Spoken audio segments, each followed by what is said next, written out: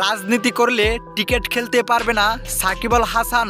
দর্শক, এবার সাকিবের উপর রীতিমতোই কেঁপে গিয়েছে বাংলাদেশের নতুন সরকার ডক্টর মোহাম্মদ ইউনূস। দর্শক, বাংলাদেশের চলমান পরিস্থিতি এখন আস্তে আস্তে নিয়ন্ত্রণে আসছে, কিন্তু এখন চলছে বেশিরভাগ সমালোচনা সাকিব আল হাসানকে নিয়ে। যেখানে বাংলাদেশে যুদ্ধের মতো একটি ময়দান গেল, সেখানে সাকিব আল হাসান কোনো সমর্থন জানায়নি ছাত্র জনতাকে। তাই রীতিমতোই সাকিবের উপর কেঁপেছে হাজারো সাকিব ভক্তরা, যেখানে তাকে টিকিট থেকেও সরিয়ে দেওয়ার হুমকি আসছে বারে বারে। যেখানে এই বিষয়টি নিয়ে এবার খুলাসা করলেন বাংলাদেশের নতুন সরকার নোবেল জয় ডক্টর মোহাম্মদ ইউনূস।